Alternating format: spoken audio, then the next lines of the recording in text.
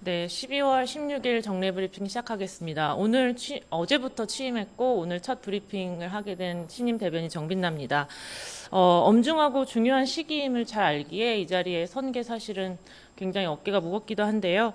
국방부와 언론 그리고 국민들을 잇는 가교 역할을 더 충실히 할 수 있도록 노력하겠습니다. 또 우리 군이 신뢰 회복 과정에 이제 박차를 가하고 있는데 이 과정에서 국민들의 기대와 염려를 잘 경청하고 유념해서 진솔하게 소통해 나가겠습니다. 네, 오늘 장차관 일정 말씀드리겠습니다. 장관께서는 국무회의에 참석 중입니다. 차관께서는 내부 직무 중이십니다. 오늘 제공해드릴 자료는 총 5가지입니다. 먼저 국방부 민관군 합동특별자문위원회 미래전략분과위원회는 AI 기반 유무인 복합 경계작전 체계를 시범 적용하고 있는 육군 5사단을 방문해서 현장 토의를 합니다. 두 번째로 공군은 미국 태평양 공군사령부 주관으로 12월 7일부터 14일까지 괌 인근에서 열린 크리스마스 공수작전 임무를 마치고 국내로 복귀합니다. 세 번째로 방위사업청과 산업통상부는 대전에서 민군 기술협력 우수성과 발표회를 개최합니다. 네 번째로 방위사업청은 미사일 전략사령부에서 킬체인 핵심 전력인 전술지대지 유도무기 전력화 완료 행사를 개최할 예정입니다. 마지막으로 방위사업청은 방산혁신기업 100프로젝트 대상기업을 선정했습니다. 자세한 내용은 보도자료를 참고해 주시기 바랍니다. 먼저 그 12.3 불법개업 후속조치 관련해서 몇 가지 말씀드리기 전에 언론 보도 나온 것 관련해서 한 말씀 드리겠습니다.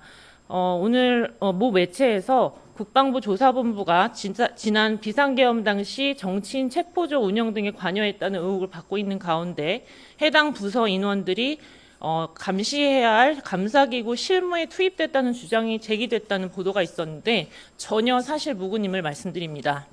헌법 존중 정부혁신 TF에 지원된 조사본부 인력은 계엄 당시 출동 상황과 관련이 없다는 사실을 확인했습니다. 정확한 사실 확인 없이 제보만으로 보도한 데 대해서 유감을 표명합니다. 해당 보도에 대해서는 정정 보도를 요청할 계획입니다. 네, 이제 후속 조치 관련해서 몇 가지 공지하겠습니다. 먼저 어제 출범한 국방특별수사본부에서는 내란 특검에서 이첩되는 사건뿐만 아니라 자체적으로 인지한 사건도 면밀히 검토할 예정입니다. 특히 기밀을 요하는 특성 때문에 보다 면밀한 조사가 필요하다고 판단되는 정보사령부 등에 대해서 국방특별수사본부에서 직접 수사할 예정입니다. 언론에 보도됐던 약물을 활용한 자백 유도 계획, 이런 것과 같이 의문점은 많지만 아직 실체가 확인되지 않은 부분이 많다고 판단해서 이런 사안들을 최우선적으로 살펴볼 예정입니다. 두 번째로 국방부 헌법존중 정부혁신 TF는 지난 3주간 제보를 접수했고 이것들을 과제로 정리해서 어제자로 즉시 조사에 착수했습니다. 현재 면밀한 조사를 진행 중에 있습니다. 이번 조사에는 불법계엄 당시 수도권 내 미결 수용실 준비 의혹과 방첩사 지원 수사관 명단 작성 의혹 등 국방부 조사본부와 관련된 사항도 포함되어 있습니다.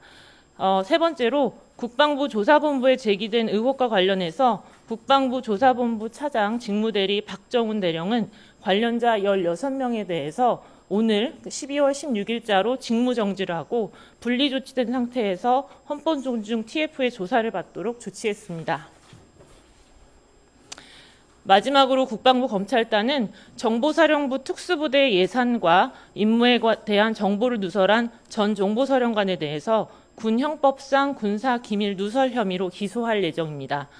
이와 관련해서 피고인은 군사법원의 내란 중요 임무 종사 등으로 구속 기소돼 있는데 구속기간이 다음 달 4일부로 만료될 예정이어서 군 검찰이 군사법원의 구속영장 직권 발부를 촉구하는 의견서를 제출할 예정입니다.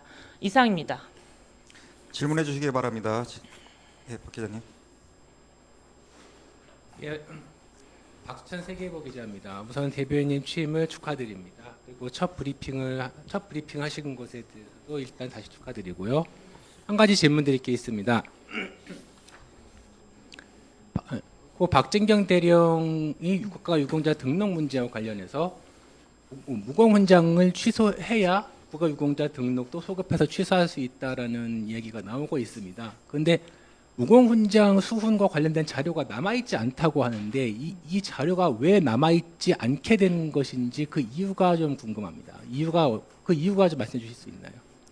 어제 설명드렸듯이 이제 1950년에 서운된 것이기 때문에 사실 지금 자료 확인이 어려운 것은 사실이고요. 이 때문에 지금 보훈부를 비롯한 유관기관과 계속해서 소통해서 협의를 해 나갈 예정입니다.